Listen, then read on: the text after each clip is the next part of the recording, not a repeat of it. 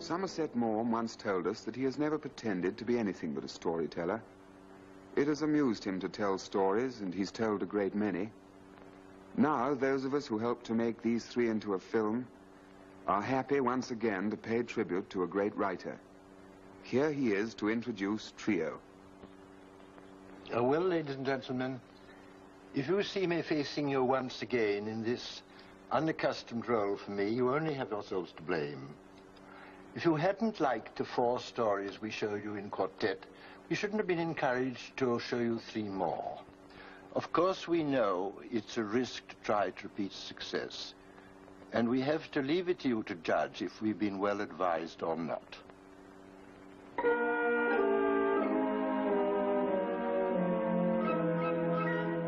The Verger.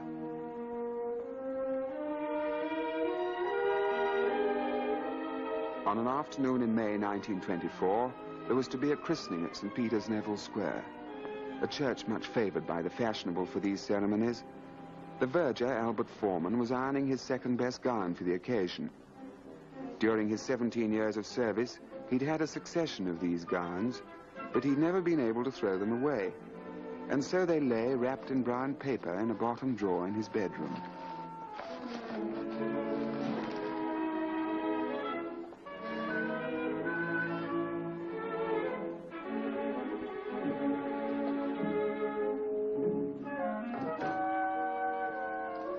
I thought you was going to clear out that drawer this morning, Mr. Foreman. So I was.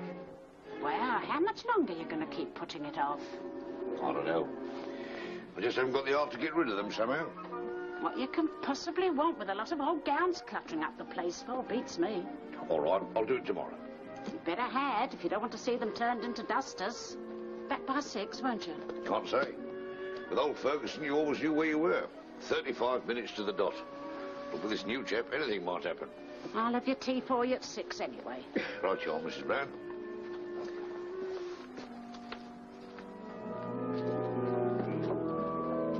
Thank you. What a job. Thank you. Thank you, Verger. Very nice service. Thank you very much, sir.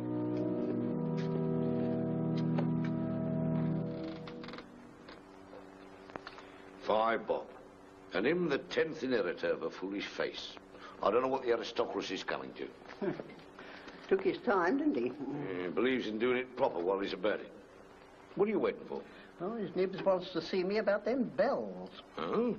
Ferguson always left them to me. What's he want to bother himself with them for? Because he's the sort that likes to have his finger in every pie. Well, if you ask me, it'll take a bit of getting used to. Foreman, will you come into the vestry a minute? I have something to say to you. Very good, sir.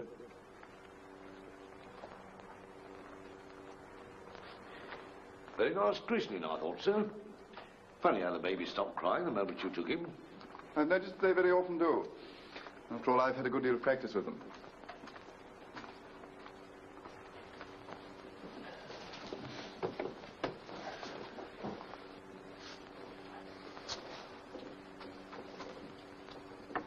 Good afternoon, my lord. Afternoon, Foreman. Good afternoon, sir. Didn't expect to find you here today. Didn't myself, as a matter of fact, but the vicar here wanted to talk, so here we are. We've got something rather unpleasant to say to you, Foreman. You've been here a great many years. I think His Lordship and the General agree with me that you've always fulfilled the duties of your office to the satisfaction of everybody concerned.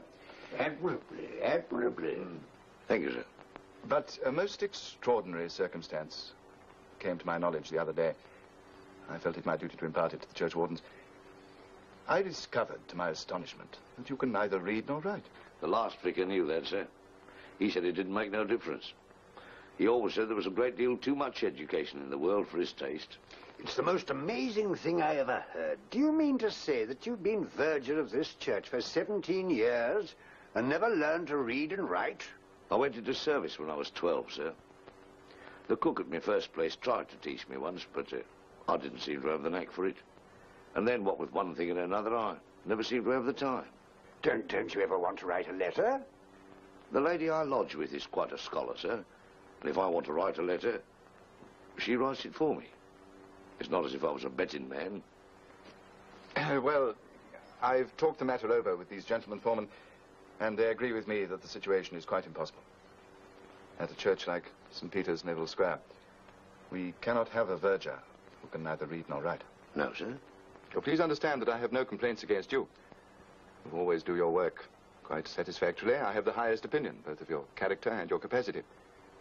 But we haven't the right to take the risk of some accident which might happen owing to your lamentable ignorance. I see, sir. It's a matter of prudence as well as of principle. I never took to him, not from the first. He made a great mistake ever giving him St. Peter's. Didn't the others say nothing? No, he jockeyed them into it. But I could see they didn't like it. So I should hope. He nagged them into it. That's what he did. You're going to let yourself be put upon without making a fuss? I don't know, Mrs. Brown. I have my pride, even if I can't read all right. What are you going to do? Sleep on it. And decide tomorrow.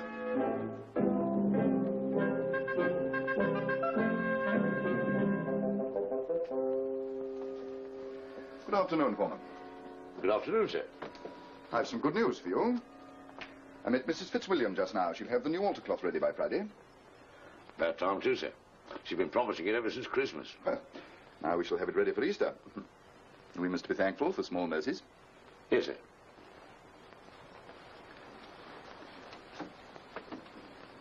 Well, now, Foreman, have you thought over our little talk yesterday? Yes, sir. Well? I'm very sorry, sir. I'm afraid it's no good. Oh, come now, Foreman. That's not the right spirit. I'm too old a dog to learn new tricks, sir. I've lived a good many years without knowing how to read or write. And without wishing to praise myself, I think I may say I've done my duty in that state of life in which it has pleased a merciful Providence to place me. And if I could learn now, I don't know if I'd want to. You've quite made up your mind? Quite, sir. In that case, Foreman, I'm afraid you'll have to go. Yes, I quite understand. I shall be happy to hand in my resignation as soon as you've found someone to take my place. Albert had never troubled with such questions before. The vergers of St. Peter's, like the popes in Rome, were there for life. He'd saved a tidy sum, but not enough to live on without doing something. It occurred to him now that a cigarette would comfort him, but his packet was empty. He decided not to take his usual way home, but wandered into a street in search of a tobacconist. It was a long street, but he couldn't find a shop that sold cigarettes. There was no doubt about it, he'd have to go home without one.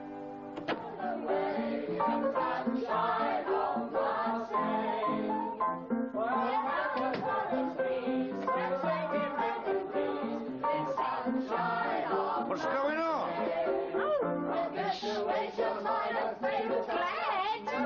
It's glad she's engaged. Fancy that now. Who's your lucky fella? Oh, I Ted, of course. So you caught him at last, have you? I never thought he got much of a chance. Well, I like that. He's been after me for months. right, and we're celebrating. See, have a glass of beer, Mr. Foreman. I don't think I will, thank you. Oh, come on. Well, I've just gone up to my room. I'll join you presently.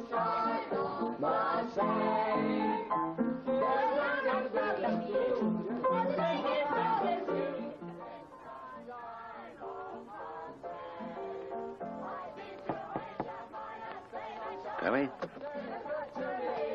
Oh, I am sorry, Mr. Foreman. I knew the minute you came in. It's that vicar, isn't it? Giving me the sack here after 17 years. Whatever are you going to do now? I don't know exactly. I've got a sort of an idea on the way home. A funny thing happened. I wanted a packet of fags, and I had to walk over half a mile before I found a tobacconist. What's so funny about that? Well, I can't be the only chap that walks along them streets and wants a fag. I shouldn't wonder but what a fellow might do very well somewhere around there. Tobacco and sweets, you know. I've got a bit of money saved up. I've got half a mind to buy a little shop and see what happens. You do have ideas, I must say, Mr. Foreman. That's not the only one. I've got another. What's going to happen to you now Glad's getting married? Oh, Ted'll come and live here, of course. Glad's got her own room. It only means buying a double bed. Oh, that'll make trouble, that will. A young fellow like Teddy doesn't want his mother-in-law living in the house. I'll tell you what you ought to do. You ought to marry again, Mrs. Brown. Who'd want to marry an old woman like me? I would. Don't talk silly. An old bachelor like you and me a widow all these years, you're out of your mind. Don't you believe it? I'll run the tobacco side of the business, and you run the sweets, see? I don't know if I'm standing on my head or my heels. Make up your mind, Mrs. Brown.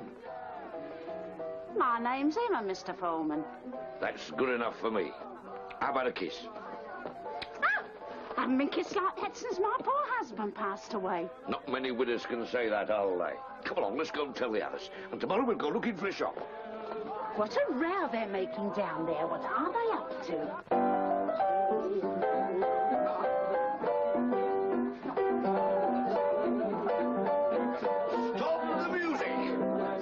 I've got an announcement to make. I've offered my hand and heart to Mrs. Brown. And what did Mrs. Brown say? She said, OK.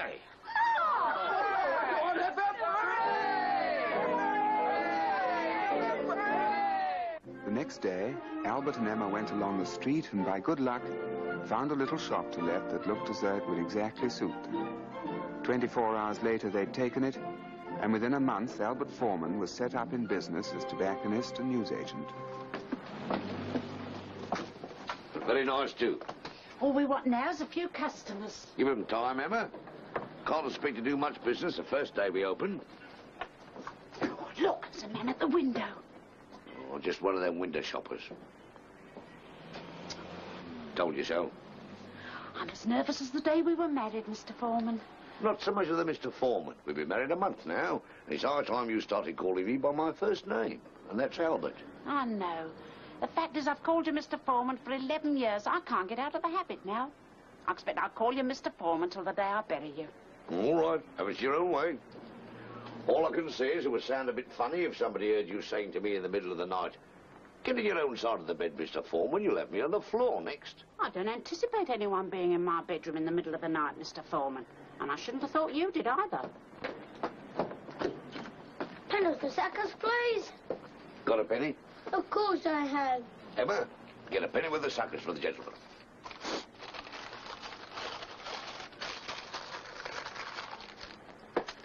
Go. Here you are. Here's a tenner for you. What, for me? What for? For nothing, because you're our first customer. Now run along and tell all your friends. Well, that's a nice way to make money, I must say. Give us that penny.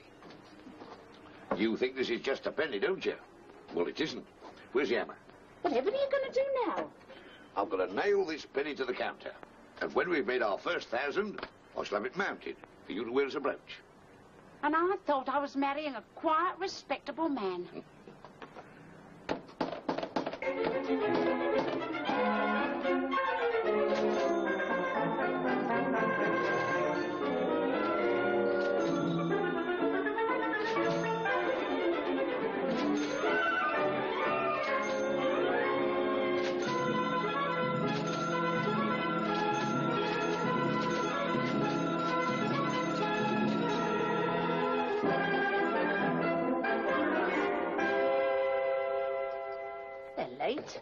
Who's they? Glad and Ted. I told you they was coming to supper. That's them. I'll go and open the door. Hello, Glad. Come on in, Ted. Hello, dear. Hello, Mum. Good evening, Ted. Evening, Ma. You can all sit down to table. Supper's just ready. For what we're about to receive, may the Lord make us truly thankful. Though I must say there are things I'm more thankful for than cold mutton. His lordship's getting quite fancy in his old age. Now, what's the matter, Glad? You look as if you've been crying. So you do, Glad. Ted been knocking you about? That I haven't. What's the trouble, then? Well, she's expecting. I know that. That's nothing to cry about. Tell him, Ted. I've got the sack. Oh, Ted. There's me expecting and no money coming in. I don't know what we're going to do. Now, stop crying, Glad, and just listen to me. We haven't done so badly since we opened the shop. In fact, we've made a nice little profit. If we can make a success out of one shop, there's no reason why we shouldn't make a success out of another.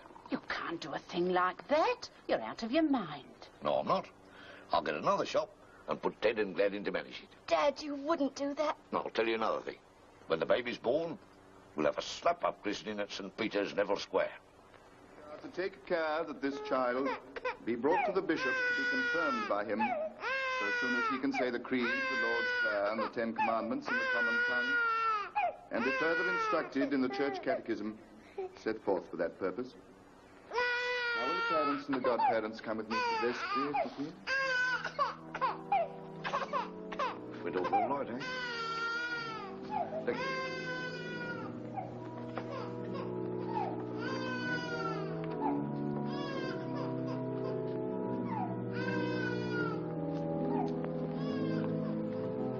It is Foreman, isn't it? Yes, sir. I thought it must be. I hardly recognized you. When I do a thing, I like to do it in style, sir. Getting on all right, are you? I'm not complaining, sir.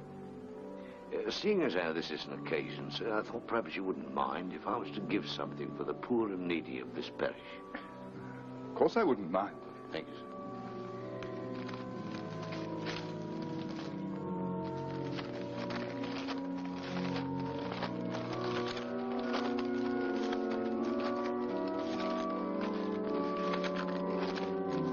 £50, sir. Albert's second shop, like the first, had been a success. It now occurred to him that if he could run 2, he could run half a dozen. So he and Emma began walking about London, and whenever they found a long street and no tobacconists and a shop to let, they took it. In the course of 10 years, he'd acquired no less than 10 shops, and he was making money hand over fist. He went round to all of them himself every Monday, collected the week's takings and took them to the bank. One day, he was making his usual call.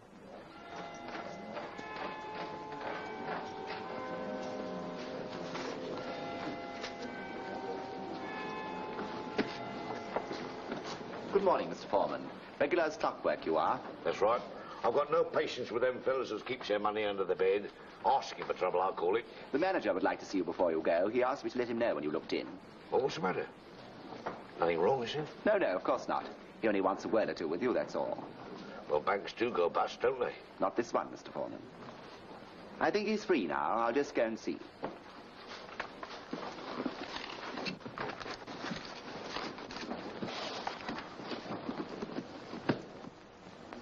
Mr. Foreman, will you come in, please?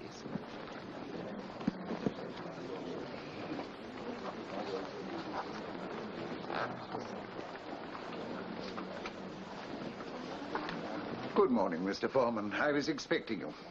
Regular as clockwork, aren't you? That's what the fella outside said. Won't you sit down? Thank you, sir.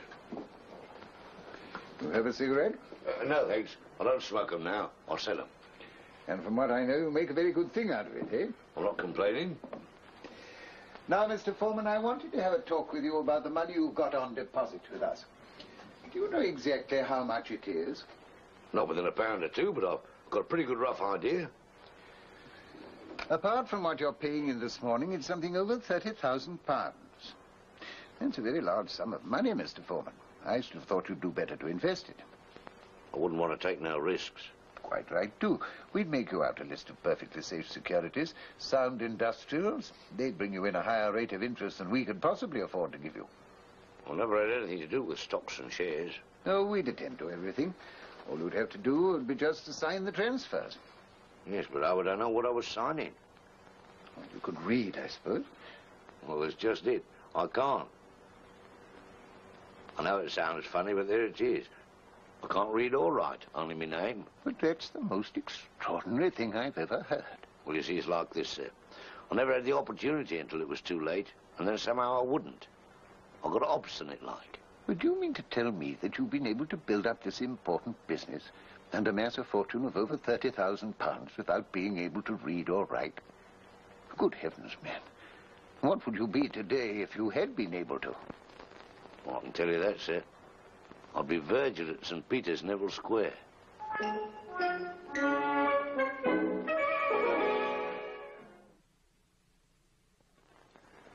Mr. Noel, I believe, is a story of my own invention. But I shouldn't like to have to go into the witness box in a court of law and take my oath on it. I think I might venture to make a use of a phrase of Dr. Johnson's and say that if a story is good, it's unlikely to be new, and if it's new, it's unlikely to be good. The fact is, we storytellers, like the hero of a celebrated poem, have come too late into a world too old. Mr. Noel. I was prepared to dislike Max Collada even before I knew him. The war had just finished, and passenger traffic in the ocean-going liners was heavy. Accommodation was very hard to get, and you had to put up with whatever the agents chose to offer you. I'm sorry, Mr. Gray. I'm afraid there's only a single berth in a cabin for two. Oh, that's all right, my boy. Thank you very much for all the trouble you've taken. I know how difficult it is. Well, look forward to seeing you tomorrow, eh? Goodbye. Goodbye. Who's next? Me. I think I'm next. That's right. You're next after me. My name is Collada. K-L-A-D-A, Collada. You've got a berth reserved for me on the Queen of the Indies. My name's Ramsey. One at a time, please. Collada. British subject. I was before this gentleman.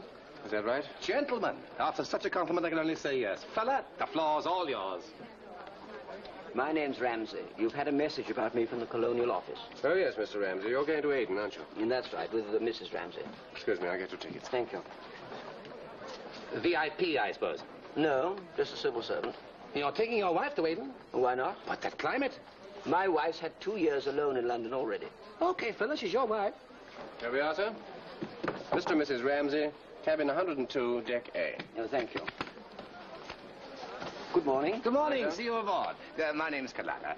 You got a berth reserved for me on the Queen of the Indies, stopping off at Portside. I'll just see if your name's on the list, sir. You like a cigar? I don't smoke, sir. Oh, you don't know what you're missing. I get them made special. Same fellow what makes for the Aga Khan and Winnie. I'm afraid, Mr. Clouder, we can't get you on the Queen of the Indies. Oh, yes, you can. I'm afraid not, sir. You see, we have 1 cancelled berth and 7 ahead of you on the waiting list. Now, where's your boss, huh? He can't see you at the moment, sir. Oh, can't he? Where's his office? Over there? He's rather busy at the moment. Yeah, so am I. I can spare him 5 minutes.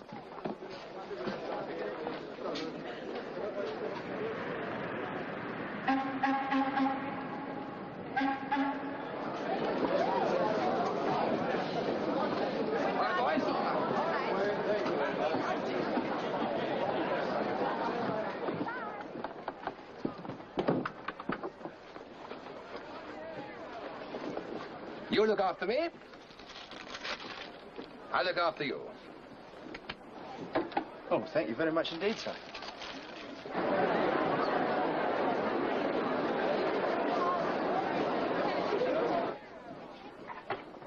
Who am I sharing with, Stuart? Mr. Collada, sir. Oh, foreigner, eh? No, sir. English. At least that's what it says he is.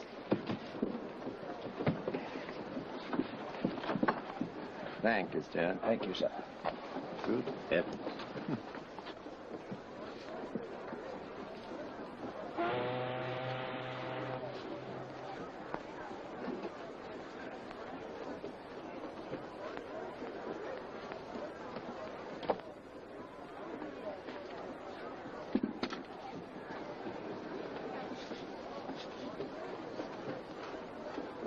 Will all visitors please leave the ship?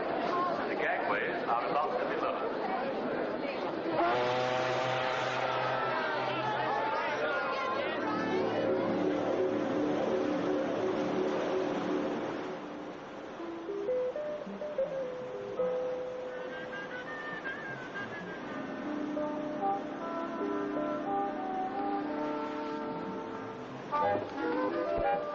Nice day. Hello, hello, hello. I am Kalada. I saw you yesterday at the agent's. We're sharing a cabin, I believe. Yes, bit of luck. I'm all for us English sticking together when we travel abroad. Are you English, too? British to the backbone. I was born in the heart of our great empire. Buckingham Palace. No, but quite near. A stone's throw away. They used to have to change the guard on tiptoe so as not to wake me up. I was a very delicate child. What's your racket? I beg your pardon. I'm in the precious stones and jewelry business, and I don't mind telling you there's no one in the trade knows more about it than I do myself. The three on the floor. What you say your racket was? I didn't say, but if you particularly want to know, I'm in the civil service. Groundnuts? No. I happen to be an economist. Ah, I hear the finances in Hong Kong are not too good. I suppose you're going out there to... How did you know I was going to Hong Kong? There isn't much I don't know. I must go to the dining room and get a seat at table. Wait a minute, that's all been fixed. I got you a seat. I thought we were sharing the same cabin and we ought to sit at the same table. How about a drink, huh? Not now, thank you very much. I promised to have one with somebody else. Well, have them while you're waiting. A steward. Oh, here they are. Hello, Ramsey. See you later. Not that, old chap, no. Hello, Ramsey. Remember me, huh? Kalada. We met yesterday at the agency. No, I'm sorry, I don't remember you. Oh, don't be silly. Of course you do. Mrs. Ramsey, I presume. How do you do? Have a drink, Mrs. Ramsey. We've asked Mr. Gray to have one with us. Well, now you can have one with me, and you can buy the next round. Sit down, Mrs. Ramsey, please. Steward. We have a long trip ahead of us, and the sooner we get to know each other, the better. How you like the ship, Mrs. Ramsey? Could be worse, eh? It seems to be quite comfortable. Not a bad crowd on board for this time of the year, huh? Well, we haven't really met anybody yet. If there's anyone here you want to meet, just let me know and I'll fix it up in a jiffy. I don't think we need trouble, you. You're going to Aden, aren't you? I don't think you like. It's very hot. I know it very well. There's very little Mr. Kalada doesn't know well. That's right. Steward.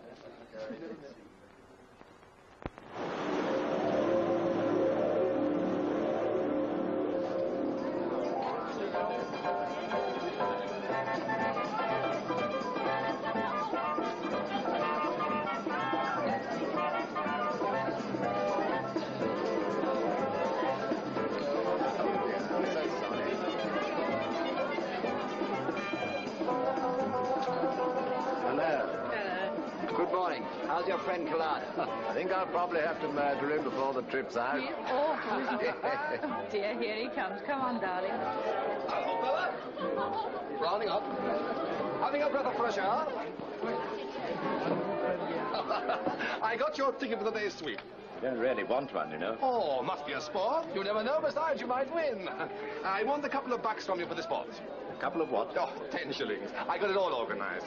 Would you believe it? They didn't want to have a fancy dress ball, but I soon talked them into it. Oh, Bewley, I have got you down for the ship's concert. Oh, yes, but I shall have to try my songs out with the piano. Of course. He's a singer.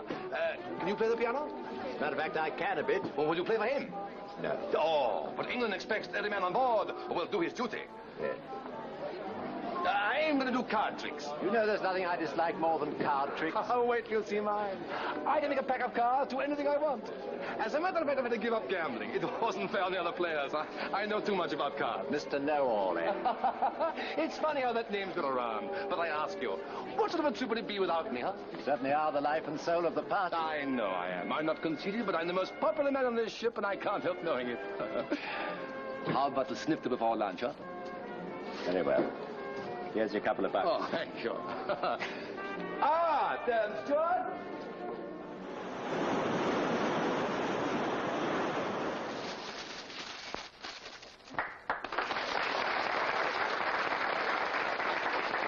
You think that was clever? You haven't seen anything yet.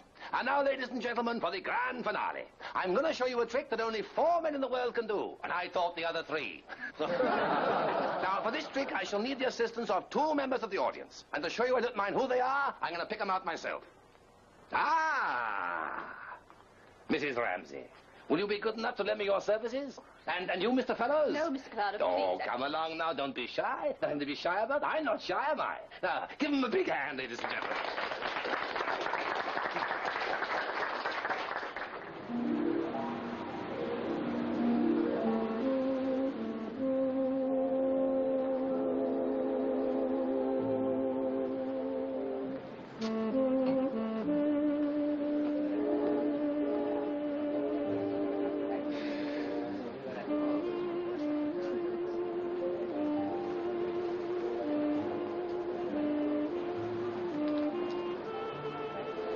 I wondered where you went. It's so hot in there, I thought I'd come out here for a breath of fresh air. Me too. Let's go to the boat deck, huh? Why? Wait, it's cooler up there. It's quiet. We can have a little talk. I'm quite happy down here, thank you. That's a nice stone you got in that ring. Yes, it's my engagement ring. Oh, let me see it. Oh, well, it wouldn't interest you. It's a star sapphire, but I happen to be rather fond of it. I got some very pretty sapphires in my cabin. You like to see them? Well, I'm afraid they wouldn't interest me. How do you know till you see them? I got a star sapphire I think you like. Well, I haven't any money to spend on things I don't want, Mr. Collada. Oh, I don't want you to buy it. If you like, I give it you. Are you trying to make a pass at me? Of course. You don't blame me, do you? I think you're the best looker I've seen in donkey's years. Mr. Collada, my husband is a very jealous man. If I told him about this, he'd probably... Well, anyway, he wouldn't like it very much. You wouldn't do that. You're too much of a lady. Oh, will you please go away? I haven't offended you, have I? Yes, you have. Very much. I can't think why. What I do? If a fella falls for you, he can't help it, can he? After all, it's very flattering for a fella to fall for you. You can't deny that. Depends on the fella. I suppose I'm just not your type. Oh, well, you can't blame me for trying, can you? But most people I like me liking. Yes, I suppose you do have your triumphs. There's no accounting for taste. No ill feeling. Not on my part? No, of course not. Why should there be? Bless the spirit. Good night. Good night. God bless.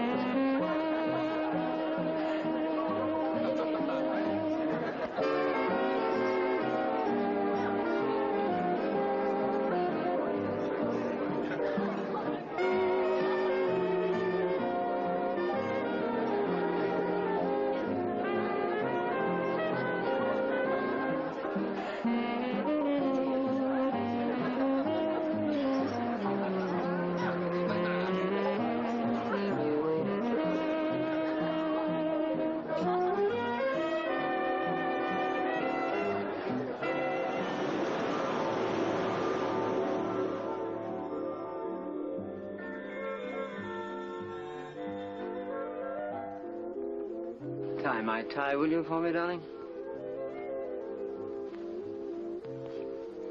Stand still, silly. Can't help it. It's so wonderful to have you again after 2 whole years away from you. During which time I expect you were consistently unfaithful to me. I was not.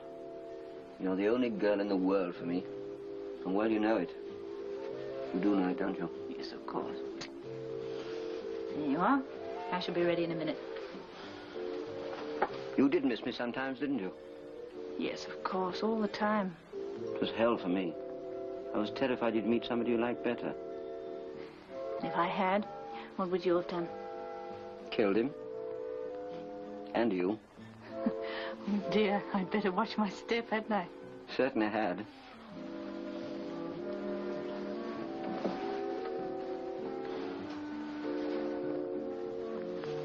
Those are new, aren't they? Yes, do you like them?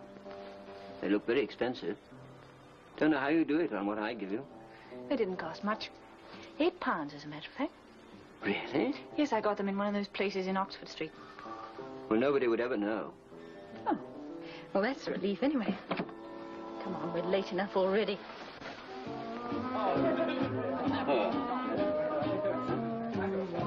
Great. I got my thanks very much. Good luck, Eva. Mr. and Mrs. Ramsey. Ah, glad to see you. You know everybody, don't you? Hello. Do sit down. Hello, Ramsey. What do you have? I'd like a dry martini, please. Me too. What time do you expect the dock, Captain? 11 in the morning. There's nothing much to see, but if you want to go ashore, there'll be plenty of time. We shan't sail till 5. As a matter of fact, Mr. and Mrs. Ramsey and myself were thinking of having lunch at the Grand. Then Collada asked us to join him. We couldn't think how to get out of it, so I think we've decided to stay on board, haven't we? Yes, of course he's landing, isn't he?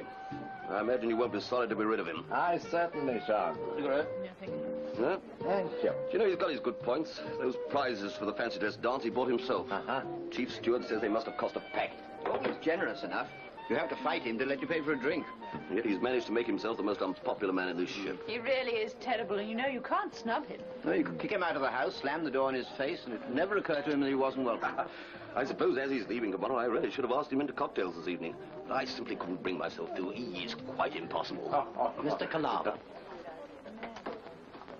Hello there! Not barging in, am I? But that fool of a steward didn't give me your invitation. Cigar? Thank you, I'm smoking. Glad to see you. What do you have? Scotch and soda. I always stick to the liquor of my native heath. Hello? Hello? Hello? Say what? Please. Though you're leaving us tomorrow, Mr. Collada. Best of friends must part, you know. I'm going to Cairo to look at a pearl necklace that one of these pasha fellas may be willing to sell, providing he gets a good price. Aren't you afraid that these cultured pearls will put you fellows out of business? They'll never do that. They'll never affect the market for real ones. As a matter of fact, I'm going to Japan to look into this cultured pearl racket. They're darn clever, these Japs. They tell me not even an expert can distinguish between real and cultured. That's what they always tell you. An expert can tell at once, and I'm an expert. You believe in blowing your own trumpet, don't you? What else is a trumpet for? I'm in the trade, and what I don't know about pearls isn't worth knowing. They'll never get a cultured pearl that an expert like me can't tell with half an eye. Take my word for it, Mrs. Ramsey. That collar you're wearing will never be worth a penny less than it is today. It is nice, isn't it? Nice? I saw it the moment I came in. I said to myself, those pearls are the goods. Well, I didn't buy it myself, but I'd be interested to know how much you think it cost.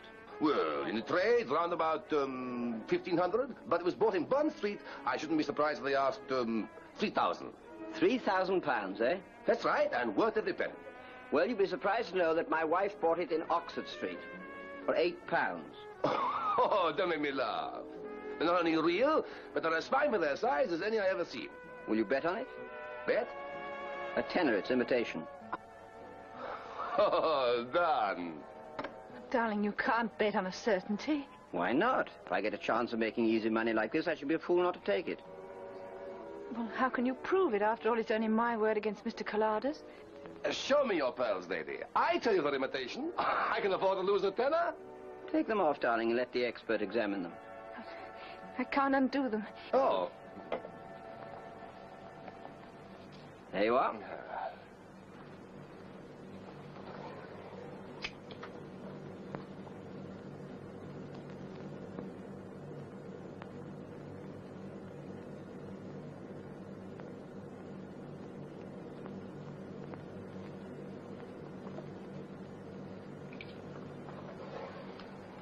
I was mistaken. They're imitation. If there hadn't been, I should have had a serious talk with my wife. Perhaps that will teach you not to be so cocksure another time, Mr. Know-all. Never mind. We all make mistakes.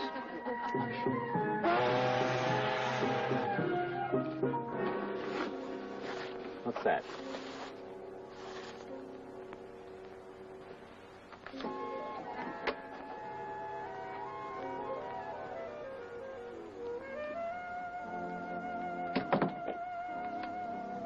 It's for you. For me?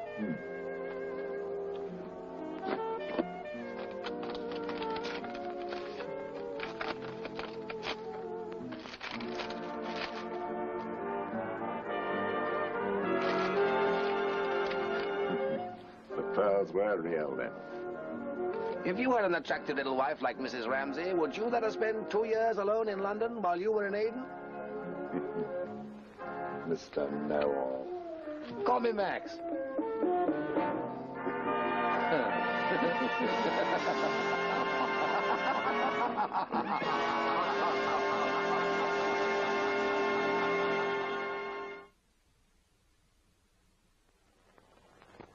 The sanatorium is a story founded on my own experiences.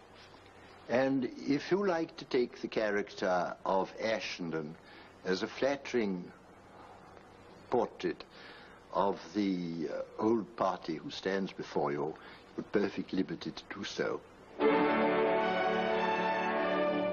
Sanatorium.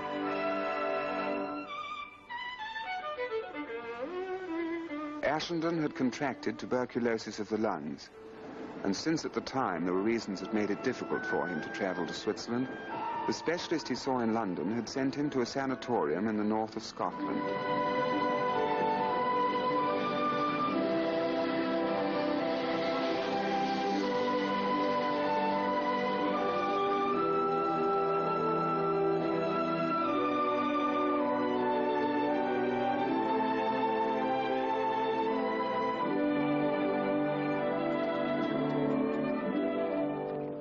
Is this the first time you've been here, sir?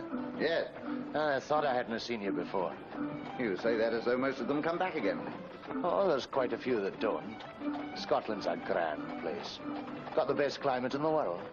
And this is the best climate in Scotland. And your heart's in the Highlands, all right, I see. Aye, that's it, sir. Oh, I was in America once, but I had to come away. Terrible weather they have in that country. I was in one place where they hadn't had a drop of rain for 6 months.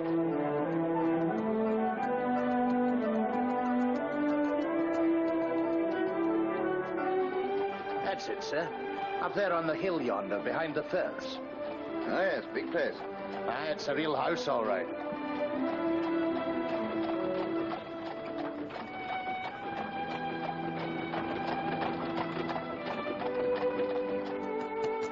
Good afternoon. Good afternoon. You're Mr. Ashenden, I expect. Yes.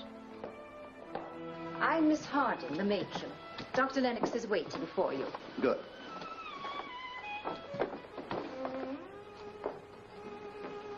This way, Mr. Ashenden.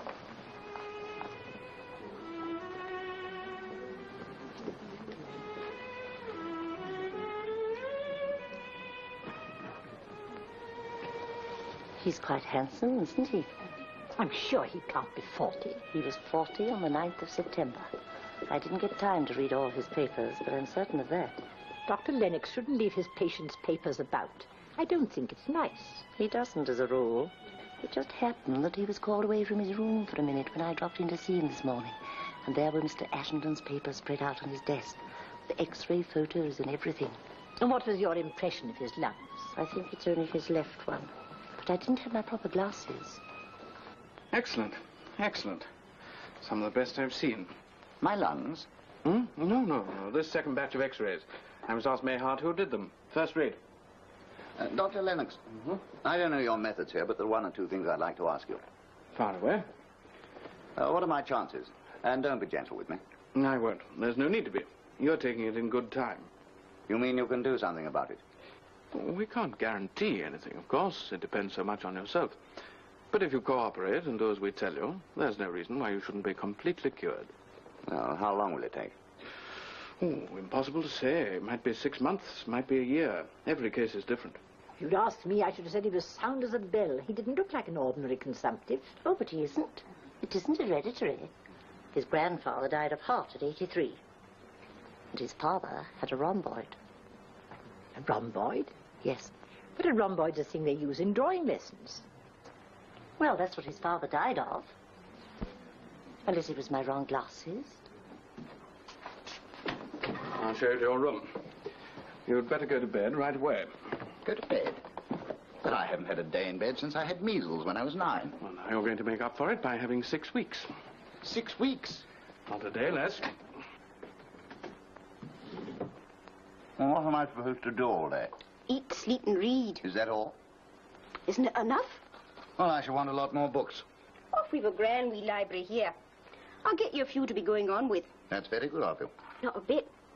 I once read a story of yours that changed my whole life. Who's that playing? Oh, that'll be Mr. Campbell. He's your next-door neighbour. So I hear. Don't you like music? In moderation?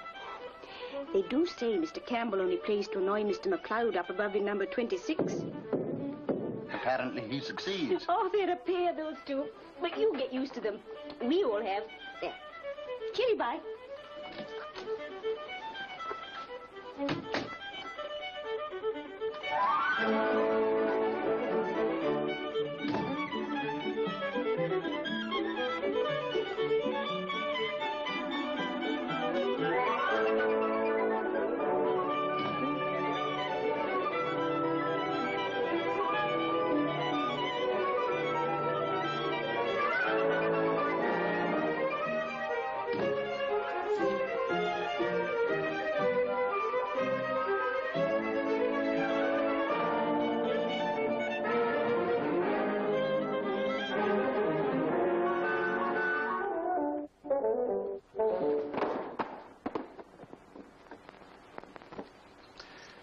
Just because you're up for the first time, don't think you can do everything at once.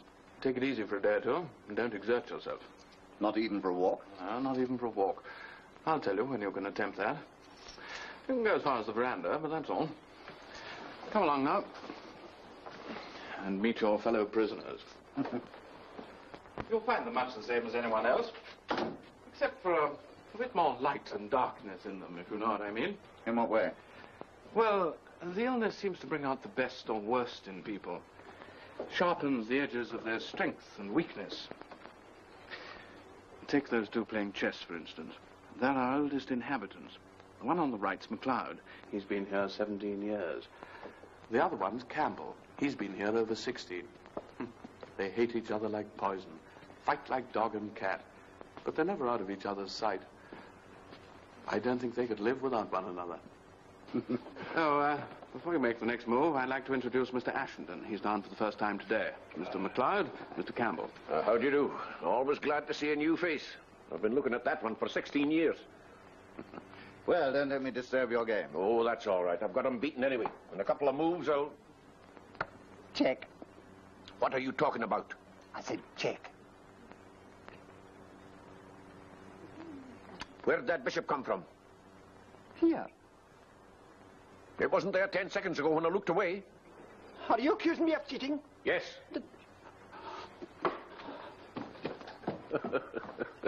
He's always like that when he loses. Do you play? Not much. Pity. Mr. Ashenden's down, I see.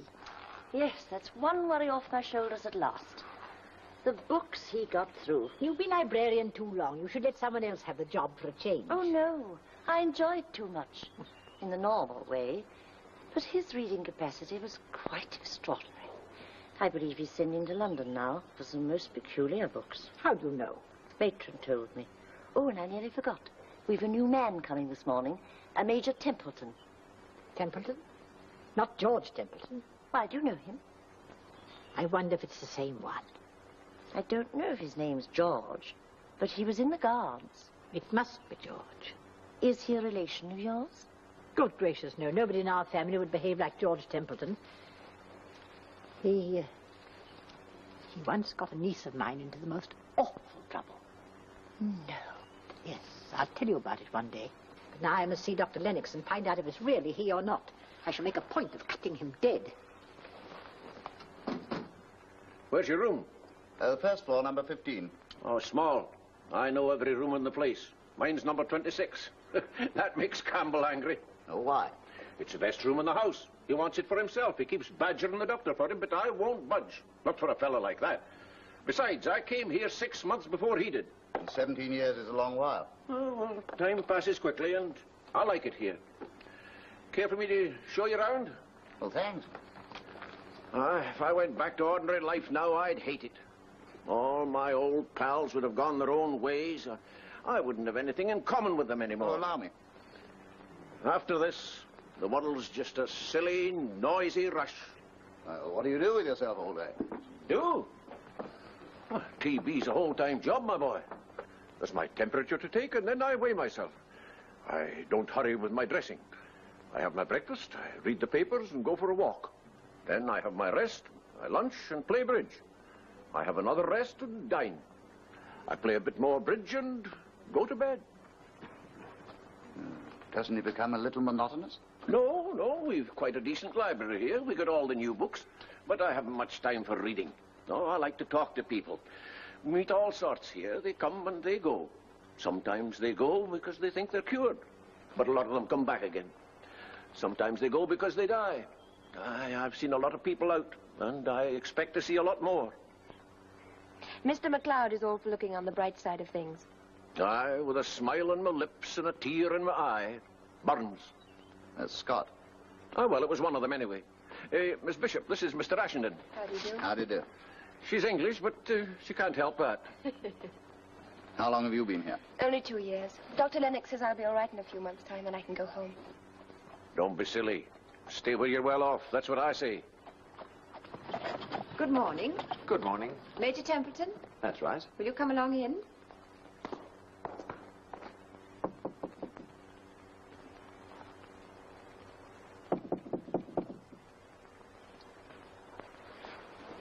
Oh, Dr. Lennox, I've been looking for you everywhere.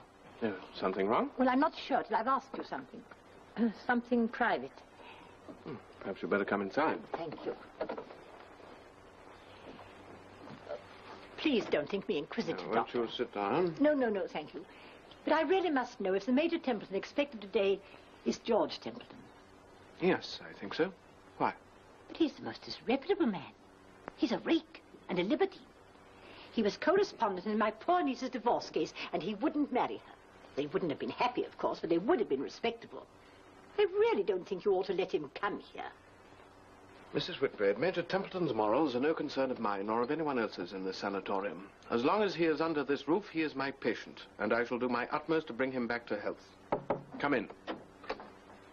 Major Templeton, Doctor. Ah, come in.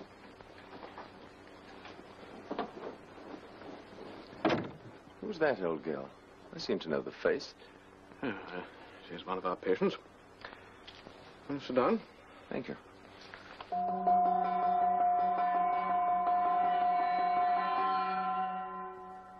I always like to get in before the rush. Where does one sit? Do we have regular places? Oh, yes. Of course, you can't expect to get the best table yet. That's a matter of time. I expect you've got a pretty good one by now. Aye, with Campbell. With Campbell? It's easier that way. He's got a filthy temper, and I'm the only one that can deal with him. Mr. Ashenden, I put you over here next to Miss Bishop. You'll be all right now. This is Mr. Ashenden. We've met. Mr. and Mrs. Chester. How do you do? Did you have a good walk? Well, I'm not allowed anything as daring as that for a day or two, but it looked lovely country. It is beautiful, isn't it? Henry and I got right down to the river this morning. Didn't we, dear? Yes. Mrs. Chester isn't a patient. She's our guest for the day. Are you staying here? No, in the village. I come up once a month from London for the weekend. Well, that's a long way, isn't it? Yes, but it's worth it to see Henry. Every time I come, he seems so much better. Don't you think so, Miss Bishop? Oh, yes, much better.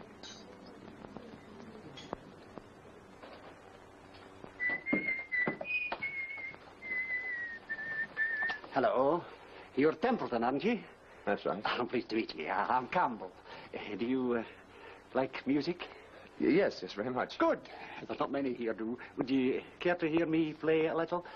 I don't pretend to be a great artist, but I'm not bad, really. I promised Lennox I'd be ready for him at 3 o'clock. Oh, that's all right. I'll find you. Come on.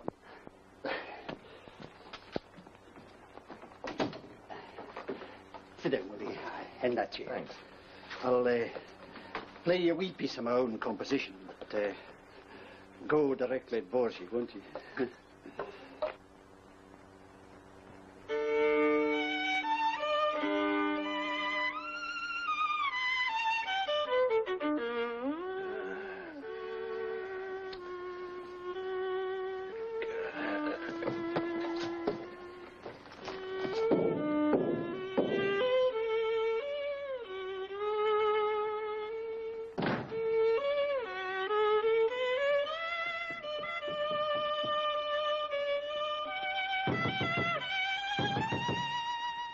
Take no notice. You're going to stop that row, aren't you? I'll tell the doctor if you don't. You know perfectly well I'm allowed to play when it's not in silence hours. If you could play, yes, but not that infernal squeaking.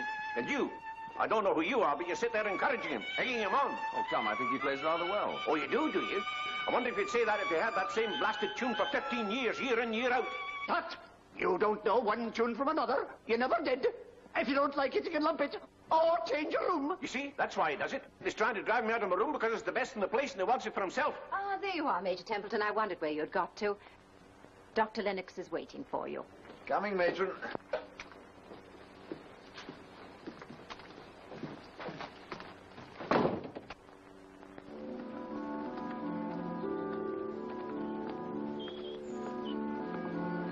Not so fast, Helen. I'm not as strong as you are. Sorry, dear. Would you like to rest a bit? We've got all day. You've got all your life. For the present, dear, we've only got the weekend. Don't let's spoil it all by quarreling again. I don't know why you wanted to waste the money. We really can't afford it. I'm glad you mentioned money. That's what I really wanted to talk to you about. I thought there was a catch in it. Oh, Henry, please. I'm sorry, dear. What is it? Sit down, dear. Do you remember the Austins? They went to India 3 years ago. Yes, why? Well, they're back, and they can't find anywhere to live. There's only the two of them. I thought it might be a good idea if we let them have half the house. They pay decent rent, and you wouldn't have to let Tom help us. I know how that worries you. Well, dear, what do you think? Why ask me? I thought we ought to talk it over.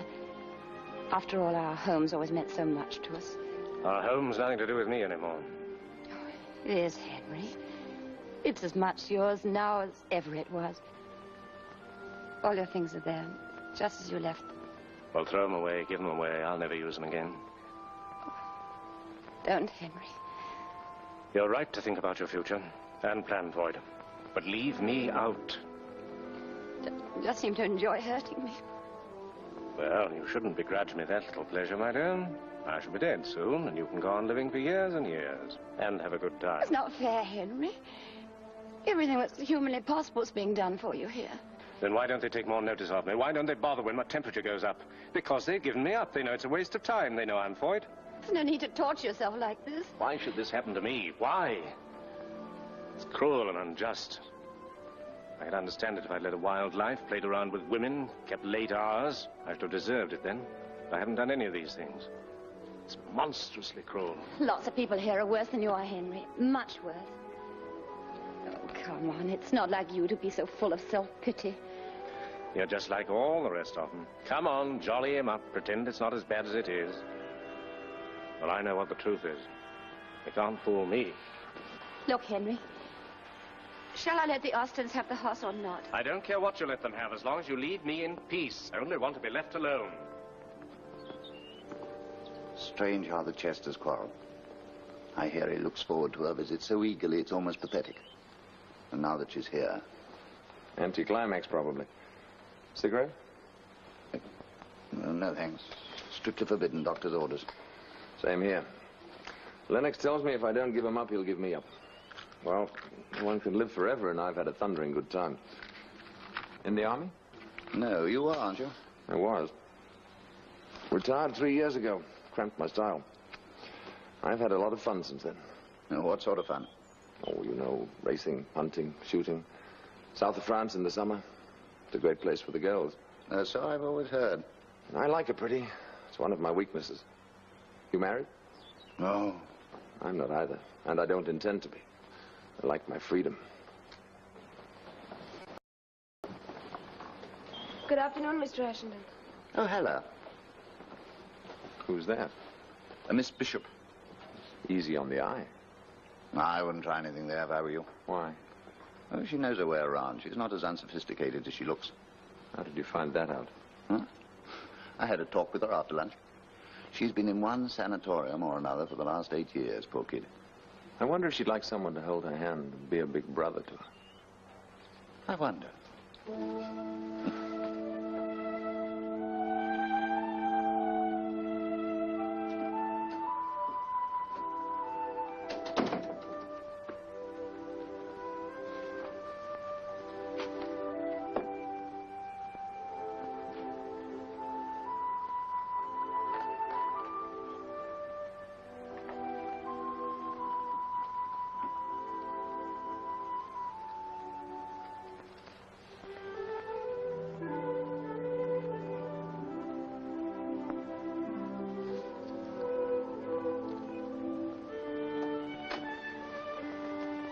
Mr. Ashenden.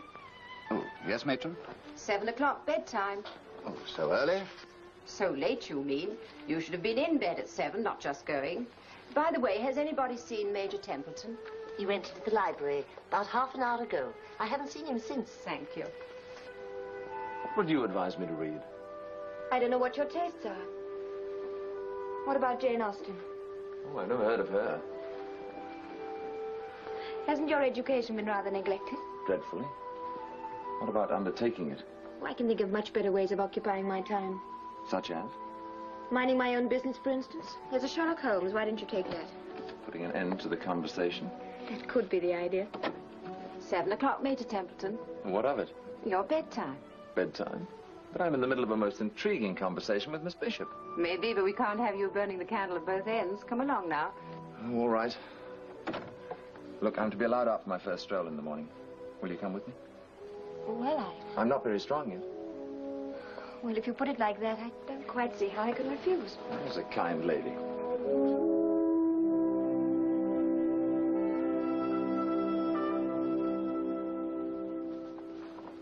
Oh, hello.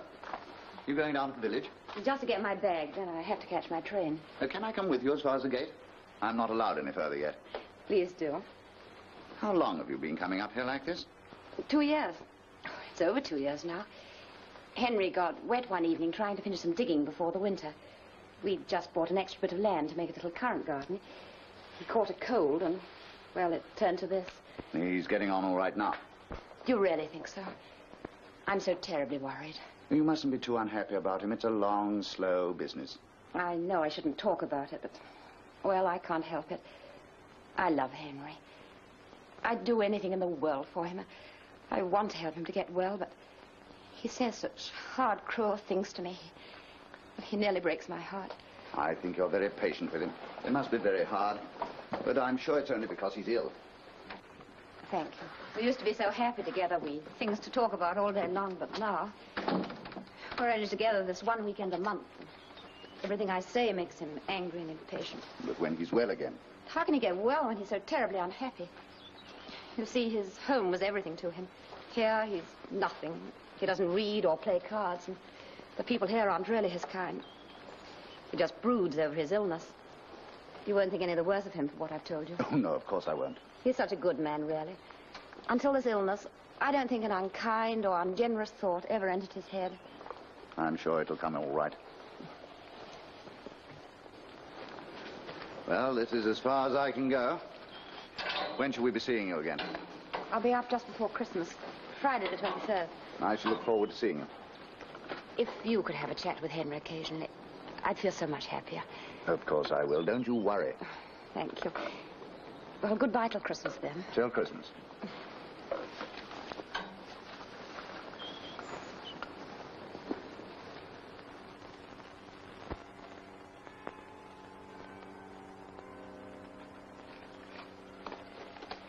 I'm sorry Mrs. Hammond won't be here to see this. She was always so keen on a tree. Still, it's good to know she'll enjoy it in her own home this time. Yes. Oh, hello, Mr. Ashenden. Hello. I hear you had quite a long time with the doctor today. Nothing bad, I hope. Oh, no. Just my monthly checkup, that's all. Satisfactory? Quite. If all goes well, I shall be out of here by the spring. We shall be sorry to lose you, Mr. Ashenden. We were only saying just now, the sanatorium isn't nearly what it used to be. It's gone down most dreadfully. Oh, really? In what way? Well, there was a time when Dr. Lennox would ask people to leave directly he saw certain things beginning to happen. Why he should turn the blind eye on this present case, goodness knows. Nobody minds a little innocent flirtation when it is innocent. When they're nice young people who are going to get well. If you mean Miss Bishop and Major Templeton, I don't think there's anything to worry about. I happen to know a little more about Major Templeton than most people do. Did you know he was practically thrown out of the army for carrying on with the colonel's wife? Really? He took my poor niece to Goodwood, lost £100 on one race, and then borrowed half a crown from her to tip the taxi driver. He's a terrible man. He's not fit to be in a sanatorium at all. And the way he's carrying on with that poor, innocent Miss Bishop, it's horrible.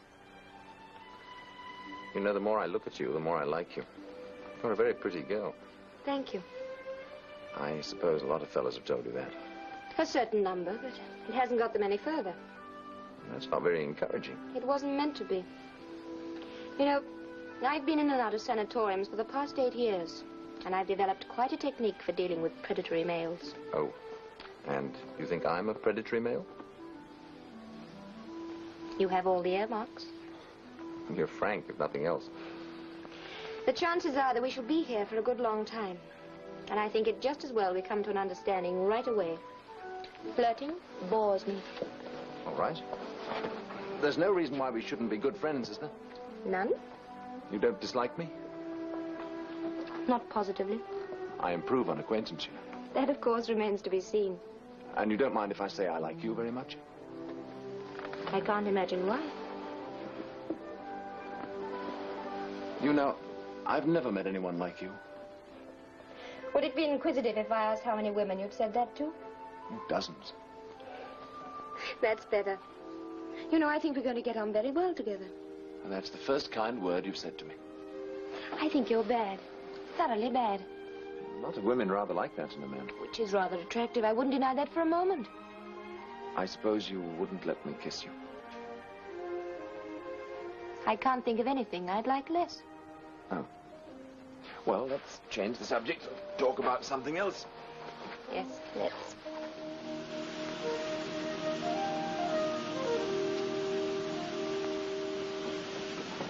Hello. Happy Christmas. Mr. Ashington, are you meeting somebody? I'm meeting you.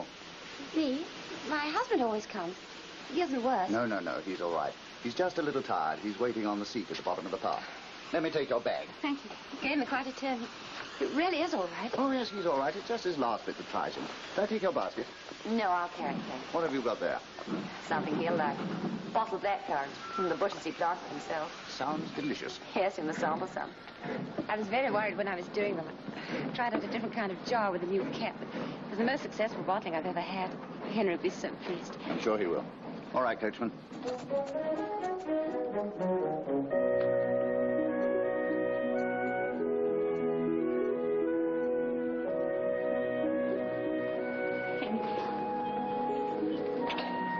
Hello, my Hello, dear. Henry, dear. Was it a nice journey? Lovely. Quite the best I've had. I got a corner seat all the way. How are you, dear? You look much better. Doesn't he, Mr. Ashington? Oh, he's all right. I'll take that. Yes, you might as well have it now as later. With my best wishes, Henry, for a very happy Christmas. What is it? The blackcurrants from the garden, of course. Don't you remember I promised to bottle you some? Are you mad bringing those up here? Haven't I enough to bear without your doing this to me? I'm sorry, Henry. What have I ever done to you to make you come torturing and tormenting me? I'm sorry, dear. I didn't think. You didn't think. This time you did think.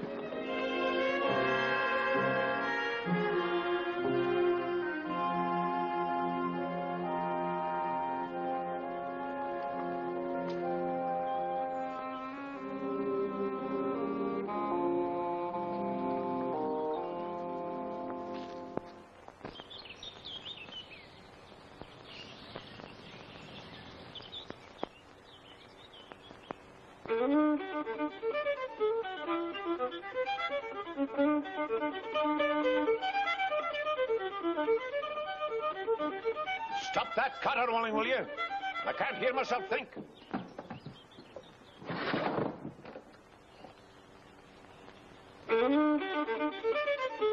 Campbell, will you stop that filthy row?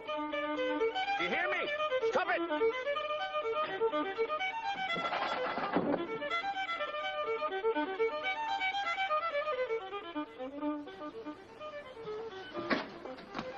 That fiend Campbell's enough to drive a body mad.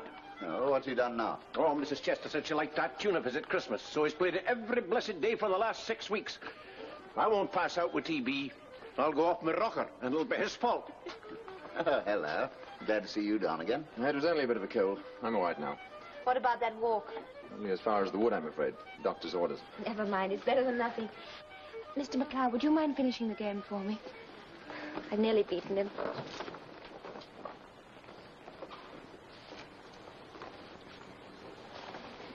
I wonder if there is anything between these two. They do say he was a bit of a devil with the girls before he got ill. I think that little girl can take care of herself. You never can tell. I've seen some rum things in my day. She'd been awful fool to get stuck on him. She's got a chance of getting well. Oh, hasn't he? No. When I look at a fella, I make up my mind at once whether he'll get well or whether he won't. If he won't, I can make a pretty shrewd guess how long he'll last. I'd give Templeton about 2 years. Oh, you needn't worry. You'll be all right. I wouldn't have mentioned it if I hadn't been perfectly sure of that. I don't want Lennox to hoof me out for scaring his patients.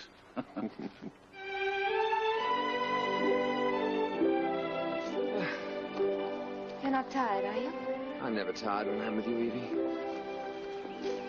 You know, when they told me I'd got to come up here, I never thought I could stick it. I'd be bored stiff. You've made it for me, Evie. I think I've never been as happy before. As long as you're here, I'm prepared to stay forever. Don't talk such rubbish. It's only because you're feeling so much better. No, it isn't only that. I suppose it hasn't escaped your notice that I've fallen in love with you. Would you take my advice? Always. Then fall out of it.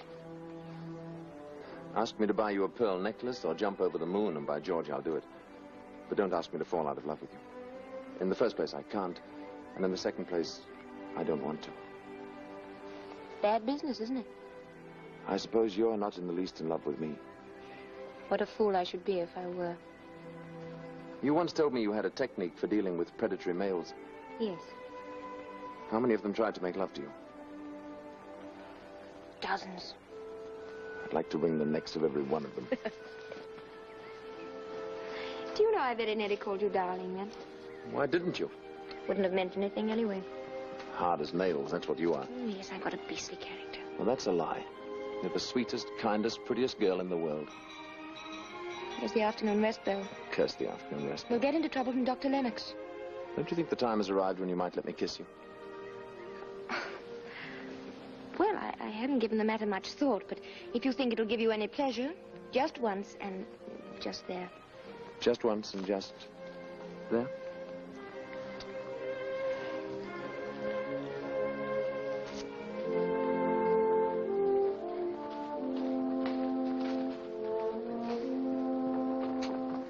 Hello there. Good afternoon.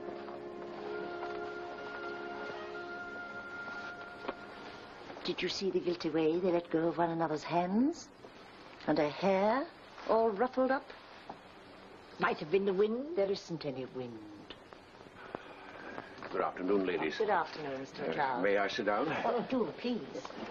Am I right in supposing that both you ladies have the good name of the sanatorium at heart? We certainly have. Aye, well, then you'll agree with me the time has come for the senior residents to take a strong stand, to decide once and for all whether this is to be a high-class sanatorium or a monkey house. Indeed we do, and I'm very glad you're taking the lead, Mr. McLeod. I dislike intensely the necessity of interfering with other people's pleasure. Pleasure, you call it? I can think of a very different name. Oh, well, so could I, but let us be charitable and call it pleasure.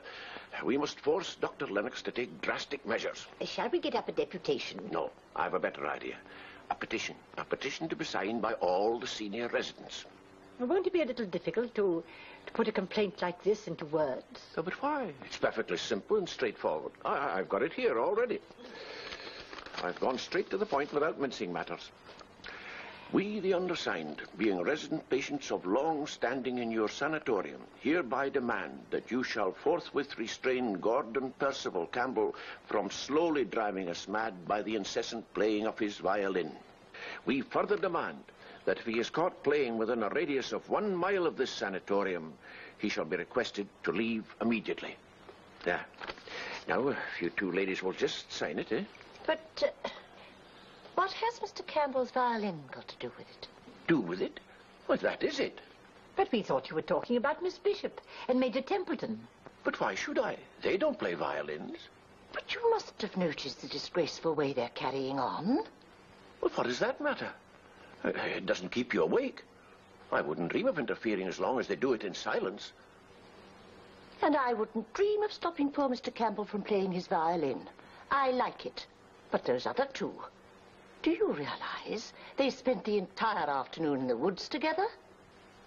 If you and Campbell spent a few afternoons in the woods together, you'd both be better occupied. Let me give you a cup of tea, dear.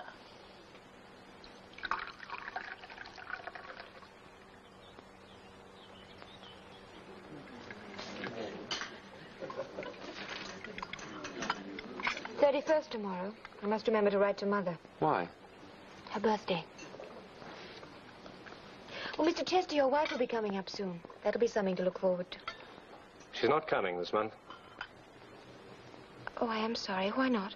Dr. Lennox thinks it's better for me that she shouldn't. Say, that's a bit tough. Why don't you tell Lennox to go and jump in the lake? Well, he must know best. Oh, never mind. Perhaps next month.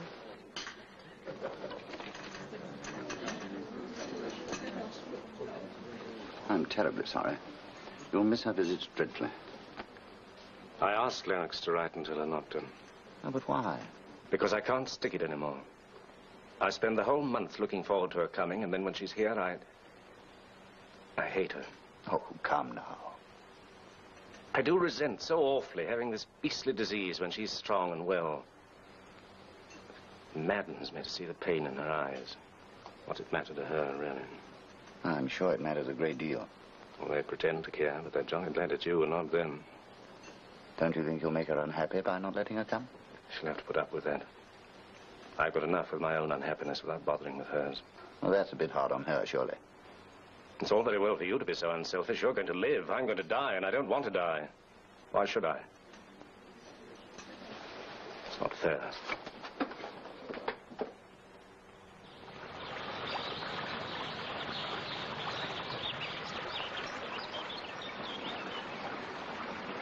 You know, I'm sorry for Chester. He doesn't seem able to stand up to things like the others.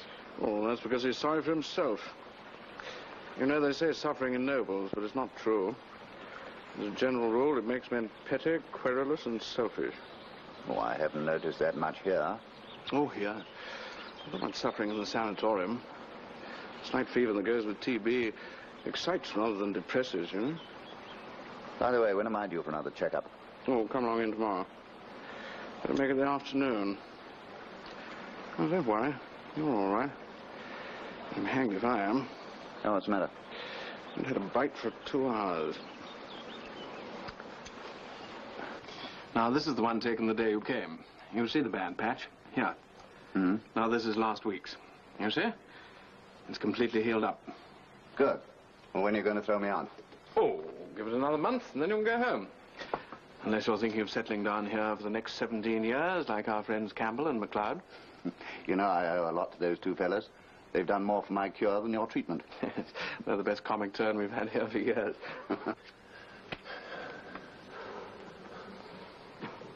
Come on, come on. Give me time to think. Think? You've been thinking all night if I'll let you. You know you've no more clubs. Leave it on the table. You played it. I've not played it till it's covered. You picked it up when you saw my king. It's my trick. It's game all, and MacLeod's called the Grand Slam doubled. Redoubled. I redoubled him. Don't get excited, MacLeod. Take it easy. Take it easy, you say. Take it easy. I've wanted a Grand Slam all my life, and now I've got it. A Grand Slam doubled and redoubled. Play that off on your blasted fiddle. You're a bad loser and a worse winner, but then, of course, you're a MacLeod. No, I don't mind your silly insults now. All my life I've wanted this, and thank heaven it's a Campbell I've done it on. All right, Templeton. I've got him. Give me a hand, Ashenden, will you?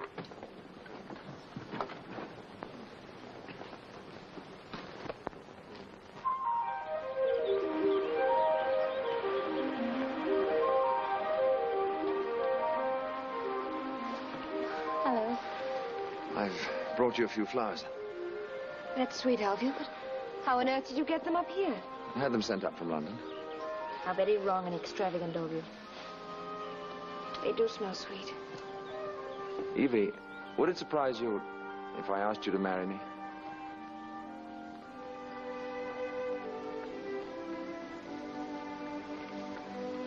No, I've been expecting you to do that for the last 3 months. Well, you might have told me. I wouldn't have waited so long. Will you? Of course not. The idea is perfectly ridiculous. Why? Well, we're both patients in a sanatorium. We've come here to get well, not to get married. Does that mean you think I'm too great a crock? Of course not. I'm very much in love with you. I fell in love with you the first day I saw you. Do you remember the day you were so beastly to me? That clinched it. Why have you never been married before?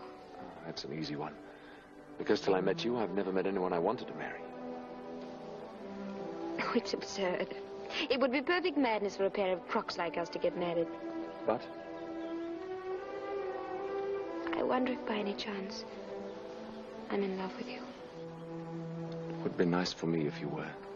You see, I don't know what it feels like being in love. Is it like being a bit tight? Much nicer. Oh, I wouldn't know. I've never been tight. But if it's being all of a dither when a particular person comes into the room, then I suppose I am in love with you. My sweet.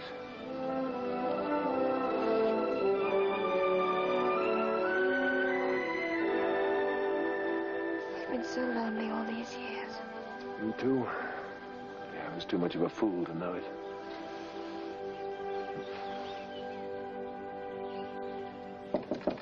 Come in.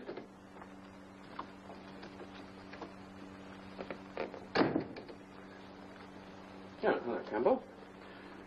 Oh, you don't look very happy. I'm not. Oh, what's the trouble? I thought all your worries were over. You've got McLeod's room now? Aye. It was about that I wanted to see. I've been up there all the morning, but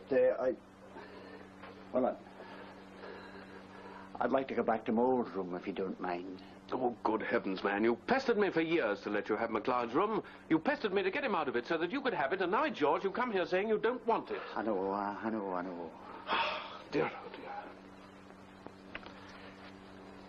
dear. Look, Crawford, you are a funny chap. Why don't you ever play a violin now? I haven't heard you play since McLeod died. It's no fun anymore. I used to get a kick out of playing because it made the poor chap angry, but now nobody cares whether I play or not. Oh, I'll never play again. No nonsense. You used to say that you couldn't live if you didn't play.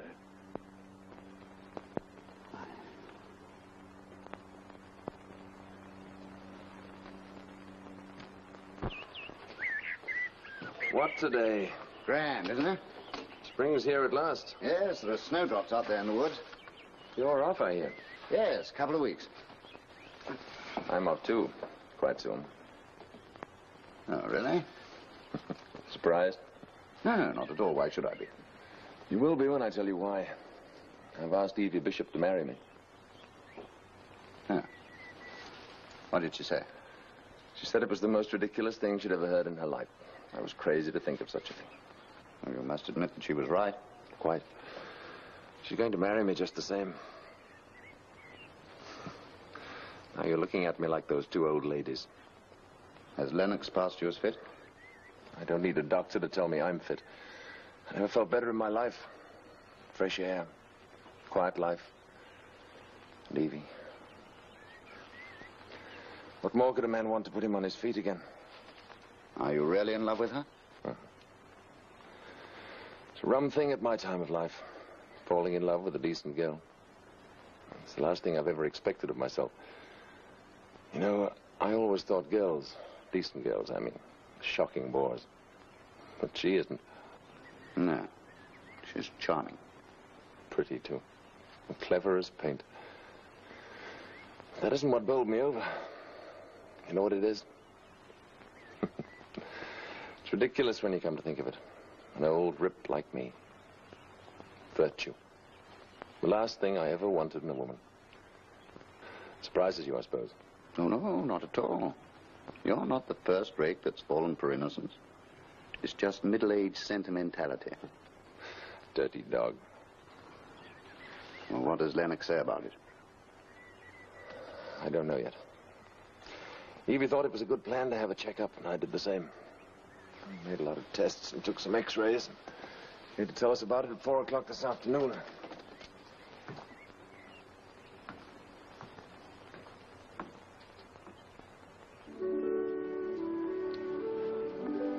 When are they seeing the doctor? 4 o'clock, I think they said. It's the most scandalous thing I ever heard of. It's worse than scandalous. It's criminal. Somebody ought to write to their relations about it and get it stopped. Dr. Lennox will stop it. You see.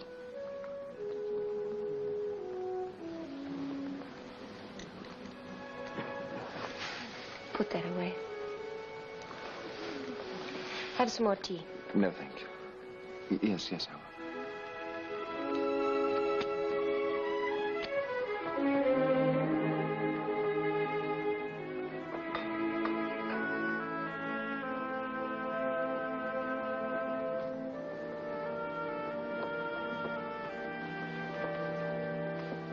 Oh, Major Templeton, Dr. Lennox is free now.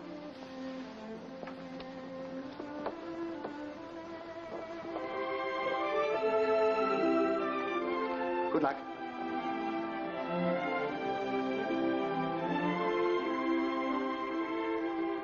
Not nervous, are you? No, not a bit. Liar.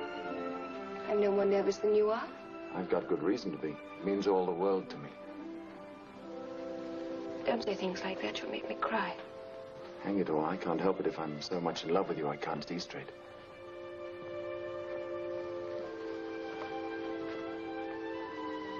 Will you kiss me?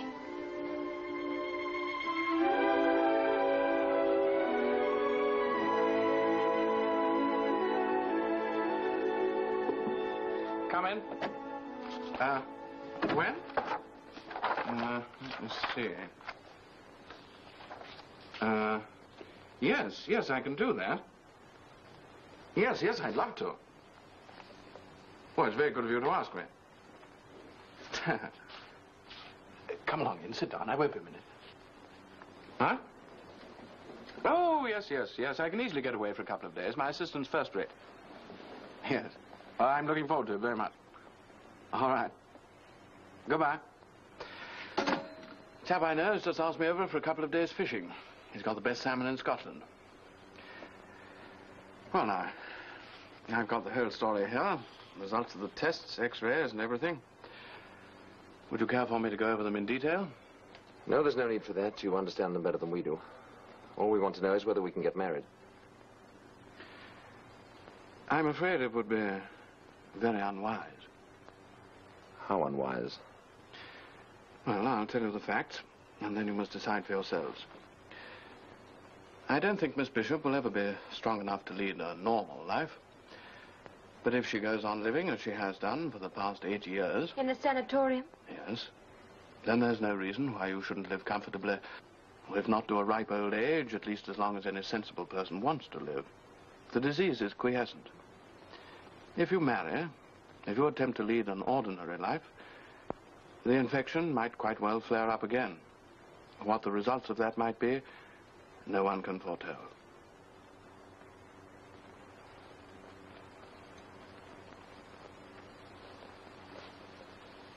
And how about me? Your case is different. I wouldn't be as brutal as this if I could avoid it, Templeton. But since you've asked me, I must tell you.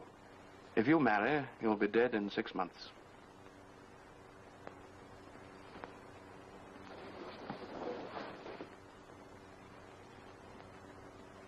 And if I don't? Don't worry, you can tell me the truth. 2 years. 3, perhaps. Thanks. That's all we wanted to know.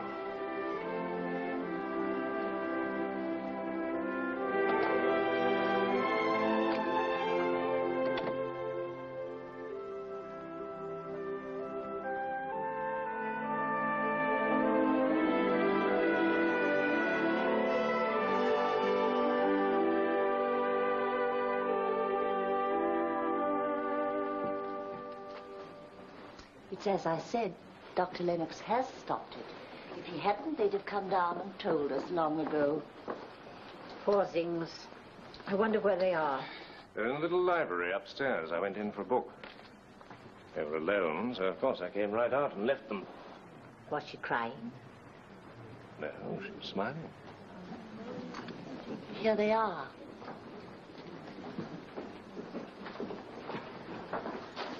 What's the matter with you two? You're looking as pleased as Punch. Oh, nothing very much. We're just going to be married. You're not. But we are. Well, when's it to be? As soon as we get the license. We want to be married here. In the village church? Yes, I'm afraid my family would disapprove, so we're not going to tell them that it's all over. I shall ask Dr. Lennox to give me away.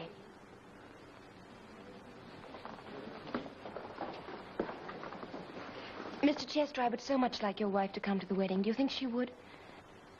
Well, Do please ask her. It's kind of you to want her. I'll write today. Thank you.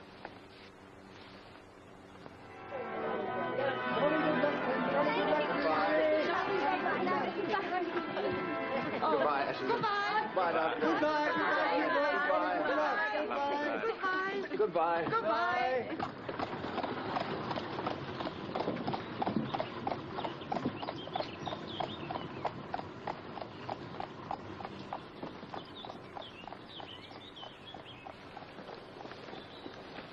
I've been unkind to you, my dear. I want you to forgive me. I knew you didn't mean it. I did mean it. I wanted you to suffer because I was suffering. But not anymore. You don't have to say anything, dear. I understand. But I must say it. I want you to live and be happy. I won't resent anything anymore. Because I do love you. Oh, Henry.